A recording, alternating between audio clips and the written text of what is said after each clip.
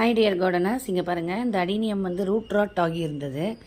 இது வந்து actually double கிராஃப்ட்டுங்க. சரிங்களா? இங்கே ஒரு கலரு, இங்கே ஒரு கலரு.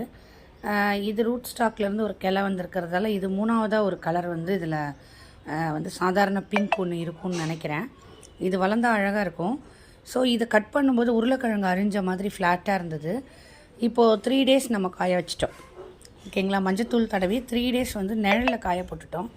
ஸோ 3 daysல வந்து அந்த இடம் பாருங்கள் நல்லா வதங்கி பள்ளமாயிடுச்சு. ஸோ இப்போ நம்ம தைரியமாக நம்ம என்ன பண்ணலான்னா இதை வந்து நட்டு விட்டுறலாங்க மண்ணில். ஸோ நான் இப்போ இதை வந்து இன்றைக்கி நடமாட்டேன், நாளைக்கு தான் நடுவேன். அப்போ இன்னும் ஒரு டே வந்து ஆட் ஆகிடுது இல்லையா? ஸோ நல்ல மணற்பாங்கான மண்ணில் நட்டுட்டு ஃபங்கி சைட்லாம் போட்டுட்டு லைட்டாக தான் தண்ணி தெளிக்கணும். நிழலில் வச்சிடணும். ஆனால் தண்ணி வந்து ரொம்ப லைட்டாக தெளிச்சுட்டு 2 நாள் காய விடணும். அப்புறம் லைட்டாக தெளிச்சுட்டு 2 நாள் காய விடணும். அப்போ வேர் வச்சிடுங்க, அழுகி போகாது. இது வந்து கட் பண்ண உடனே நடக்கூடாது.